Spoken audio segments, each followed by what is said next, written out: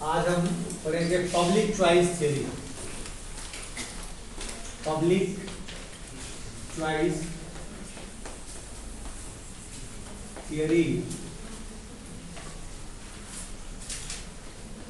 और द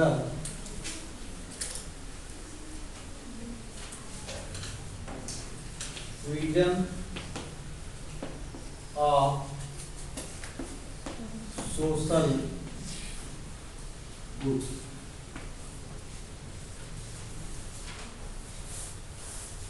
या इसको हम कहते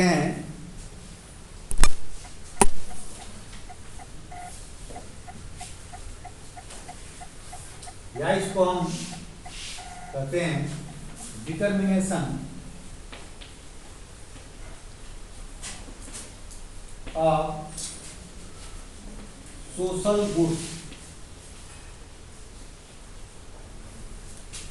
थ्रू वोटिंग प्रोसेस।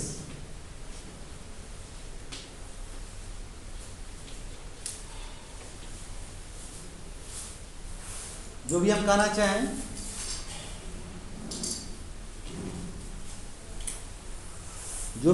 चाहें,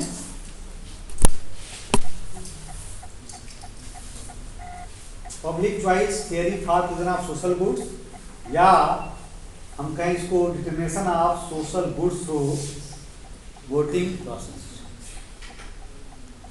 सब समस्या यही है कि जो प्राइवेट गुड्स की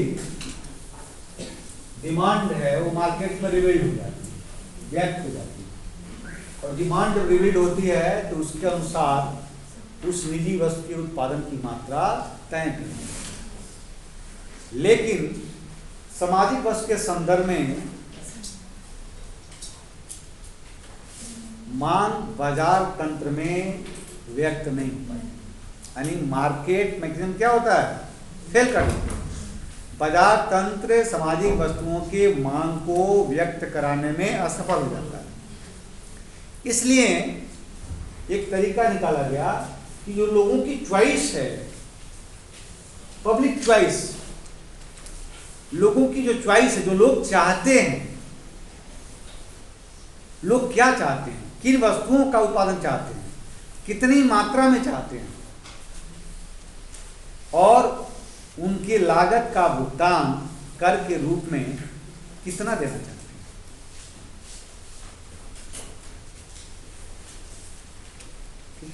लोगों का प्रेफरेंस क्या है, लोगों का क्या प्रेफरेंस है, ये जानना है। तो तरीका क्या है कि लोगों के प्रेफरेंस को हम जान लें कि लोग वास्तव में क्या चाहते हैं, किस वस्तु का उत्पादन चाहते हैं, कितनी मात्रा में चाहते हैं। तो एक तरीका क्या निकला, वोटिंग प्रोसेस। यानी जो मतदान प्रक्रिया है, उस मतदान प्रक्रिया के माध्यम से लोगों के प्रेफरेंसेस को जाना जा सकता है। वो एक वास्तव में जो रियल इकोनॉमी है वो क्या है, एक पॉलिटिकल इकोनॉमी, राजनीतिक अर्थव्यवस्था है। और डेमोक्रेटिक कंट्री में तो इसको आसानी से समझ सकते हैं। जो लोकतांत्रिक देश हैं, जहां लोग सरकार का चुनाव करते हैं, अपने प्रतिनिधियों का चुनाव करते हैं, और प्रतिनिधि मिलकर के फिर क्या करते हैं, सरकार का चुनाव, और सरकार उन सामाजिक वस्तुओं का प्रावधान करती है। इसीलिए आप देखो कि पॉलिटिकल पार्टीज के लिए जो एजेंडा होता है, उनका एजेंडा चुनावी घोषणा पत्र जिसे बोलते हैं, ठीक है, जो उनका मैनिफेस्टो होता है, वह मैनिफेस्टो इसको ध्यान रखकर बनाया जाता है कि लोग वास्तव में क्या चाहते हैं। वही सारी बातें उस मैनिफेस्टो में पॉलिटिकल पार्टी शामिल करती हैं। लोग क्या चाहते हैं, ताकि वोट क्या हो, मैक्सिमाइज कर। क्योंकि उद्देश्य क्या है, वोट को मैक्सिमाइज करना। जो पॉलिटिकल पार्टीज है वो क्या चाहती है, वोट को मैक्सिमाइज करना। वोट को मैक्सिमाइज कब कर पाएंगे, जबकि अपने मैनिफेस्टो में इस बात को दिखाएंगे कि जो आप चाहते हैं वो हम करने वाले हैं। और लोगों ने यदि उस व्यक्ति को चुना है, उस प्रतिनिधि को अपना नेतृत्व दिया है, तो अपने क्या दिया, वास्तव में अपने प्रेफरेंसेस को क्या किया, उस व्यक्ति में ट्रांसफर कर दिया। जब वो लेजिस्लेटिव में अपनी बात रखता है तो उसकी अपनी बात नहीं होती, उसकी अपनी वॉइस नहीं होती, क्या होती है, लोगों की वॉइस को रखता है। क्योंकि लोगों ने वोट के माध्यम से अपने प्रेफरेंसेस को उसको दिया है। इसलिए कहते हैं जनता का प्रतिनिधि, रिप्रेजेंटेटिव है। रिप्रेजेंटेटिव किसका, लोगों का, पब्लिक का रिप्रेजेंटेटिव। और लोग जो चाहते हैं यदि वो कह रहा है, जिसका मतलब वो नहीं कह रहा, लोग पब्लिक की वॉइस। बात समझ में आ रही है?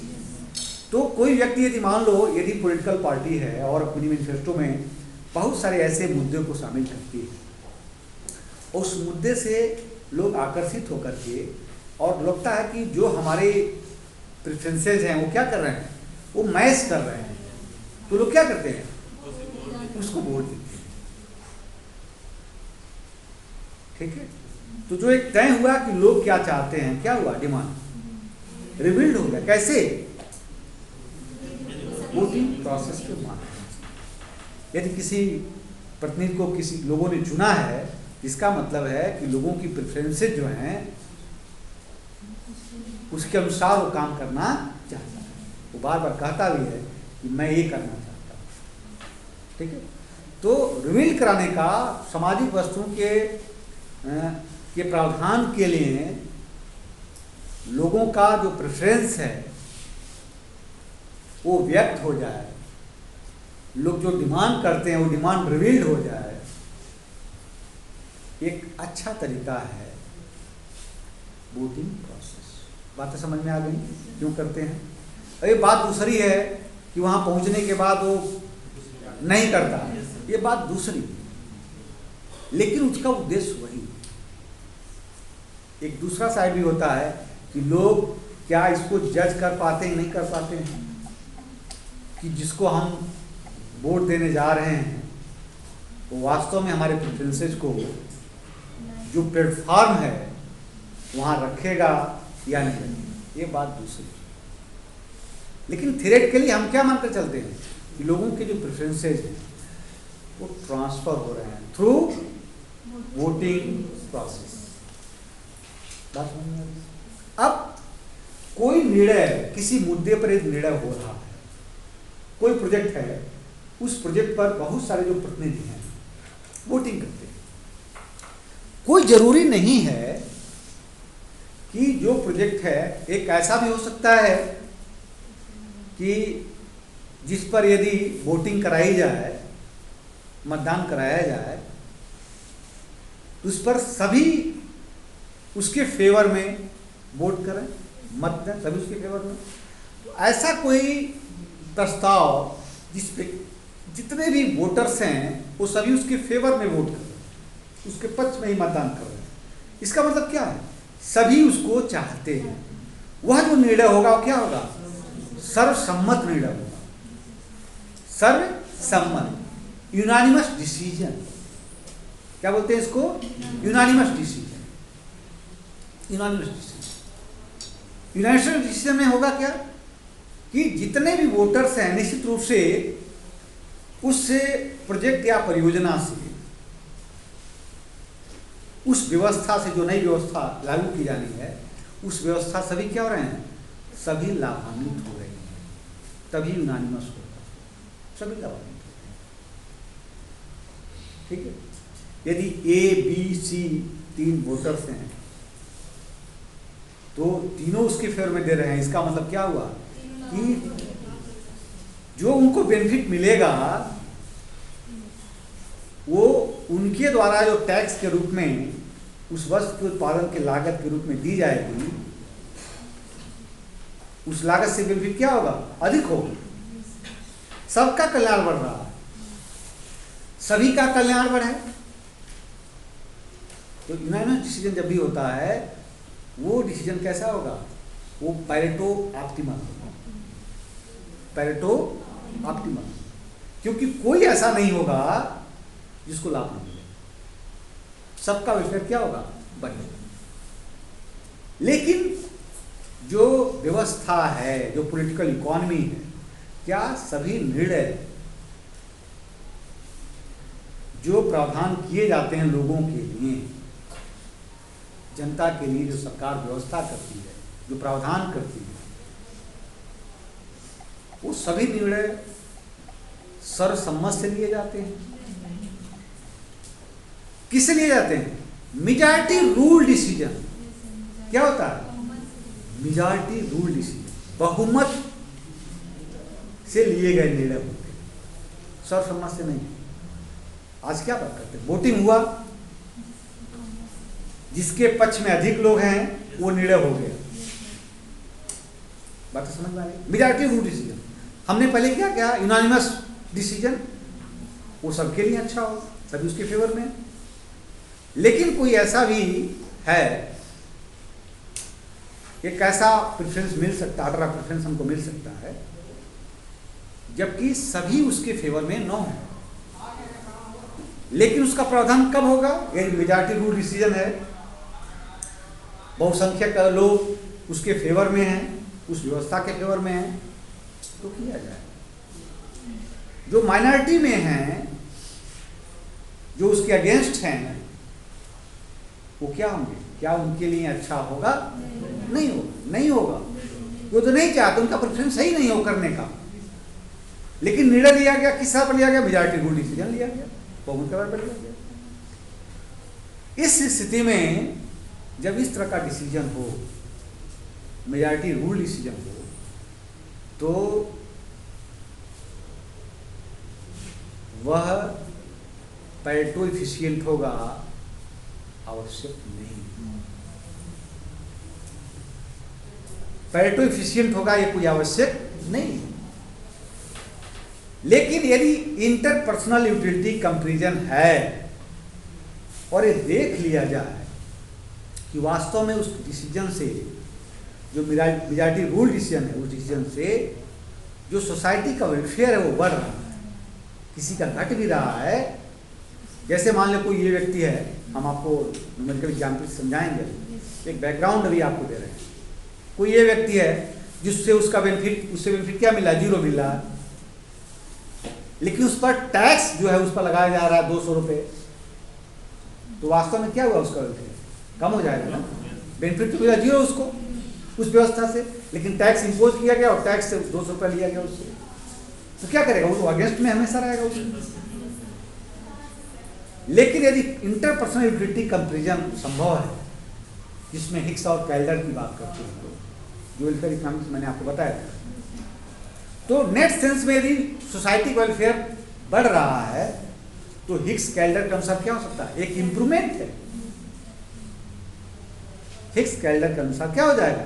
एक पोटेंशियल, मैंने बताया था आपको, पैरेटो पोटेंशियल इंप्रूवमेंट हो सकता है। डिपेंड करता है कि जो मूवमेंट है वो किधर, हम लोग आगे बात करेंगे, डायग्राम बनाएंगे, आपको पता है मूवमेंट कैसा। पॉलिटिकल इकोनॉमी में जो डिसीजन है उसमें यूनानिमस डिसीजन संभव नहीं है, मेजॉरिटी डिसीजन ही होता है। और मेजॉरिटी डिसीजन कई बार कहा जाता है कि मेजॉरिटी डिसीजन क्या करता है?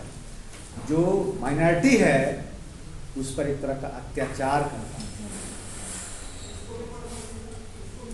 मेजॉरिटी डिसीजन क्या करता है? कई बार माइनॉरिटी जो ग्रुप है, जो उसके खिलाफ है, उसके खिलाफ वोटिंग किया है, जो नहीं चाहता है, उसके प्रेफरेंस में नहीं है, कई बार ऐसे डिसीजन होते हैं जो क्या करता है? उस पर अत्याचार करता है। मेजॉरिटी रूल डिसीजन हम लोग देखेंगे कि कैसे ऐसा होता है, आपको हम बताएंगे डायग्राम से और न्यूमेरिकल एग्जाम्पल से बताएंगे। क्यों? क्योंकि यूनानिमस डिसीजन संभव नहीं है। यदि पब्लिक चॉइस थ्योरी की हम बात करें तो यूनानिमस डिसीजन लेना संभव नहीं है। यूनानिमस डिसीजन कहाँ हो सकता है? जहाँ कम से कम संख्या हो, लोगों की जहाँ संख्या कम होगी वहाँ यूनानिमस डिसीजन हो सकता है। लेकिन बहुत अधिक संख्या हो, बहुत सारे वोटर्स हो, तो क्या वहाँ यूनानिमस डिसीजन हो सकता है? संभव ही नहीं। आप कोई एक व्यवस्था बताओ जो किसी भी कंट्री में हो कि वही व्यक्ति चुना जाएगा जिसको सभी वोट करेंगे। संभव है? संभव है ही नहीं। तो लिमिटेड संख्या वहाँ तो यूनानिमस डिस्ट्रीब्यूशन हो सकता है। लिमिटेड संख्या है तो वहाँ यूनानिमस डिसीजन हो सकता है, सर्वसम्मत से निर्णय हम ले सकते हैं। लेकिन एक हम इकोनॉमी की बात करें जहाँ बहुत सारे लोग हैं, सबके इंटरेस्ट अलग अलग हैं, तो इंटरेस्ट क्या करेंगे? क्लैश करेंगे, टकराएंगे। तो ऐसी स्थिति में यूनानिमस डिसीजन नहीं हो सकता है। करते क्या हैं? मेजॉरिटी रूल डिसीजन होते हैं। लेकिन मेजॉरिटी रूल डिसीजन की प्रक्रिया में क्या हमेशा डिसीजन संभव है? नहीं, ऐसा भी नहीं। कई ऐसी स्थितियां आती हैं, ये डिपेंड करता है कि लोगों का जो ऑर्डर ऑफ प्रेफरेंस है। बहुत सारे यदि प्रोजेक्ट की हम बात करें, नंबर ऑफ प्रोजेक्ट्स हैं, तो नंबर ऑफ प्रोजेक्ट का सबका ऑर्डर क्या होगा? अलग होगा। साइज ऑफ बजट के बारे में बात करें हम, साइज ऑफ बजट का रिलेशन किससे? पब्लिक गुड्स की मात्रा से। जितना ही इनलार्ज होगा बजट, क्या होगा? पब्लिक गुड्स का प्रोविजन उतना ही अधिक होगा। गुड्स एंड सर्विसेज सरकार अधिक प्रोवाइड कराएगी, एक बजट इनलार्ज है। तो size of budget different size का हो, छोटा हो, मध्यम हो, बड़ा हो, बहुत बड़ा हो, तो क्या हर व्यक्ति का जो प्रेफरेंस है, जो ऑर्डरिंग है, वो एक ही होगी? नंबर 1 पर छोटा रखेगा, नंबर 1 पर उससे बड़ा रखेगा, नंबर 2 पर उससे बड़ा, यानी कोई जरूरी है सभी क्या करें? इंक्रीजिंग ऑर्डर में ही प्रेफरेंस अपना दें। हो सकता है कोई इंक्रीजिंग में दे, कोई डिक्रीजिंग में दे, और कोई ऐसा भी हो जिसका प्रेफरेंस क्या हो? बहुत सिमेट्रिक न हो, कोई ऑर्डर ही न हो, न असेंडिंग हो न डिसेंडिंग हो, ऐसा भी हो सकता है। तो डिपेंड करता है मेजॉरिटी रूल डिसीजन के माध्यम से निर्णय ले पाना, पब्लिक चॉइस थ्योरी को अप्लाई कर पाना, जबकि ऑर्डर ऑफ प्रेफरेंस कुछ ऐसा हो ताकि जो उनके प्रेफरेंसेस के जो पिक बन रहा हो वो सिंगल पिक हो। आपको हम बताएंगे डायग्राम से। सिंगल पिक की स्थिति में डिसीजन संभव है। लेकिन यदि ऑर्डर ऑफ प्रेफरेंस लोगों का ऐसा है कि उसमें जो उनके प्रेफरेंसेस के जो पिक बन रहे हैं, जो सीट्स बन रहे हैं, वो मल्टीपल हो,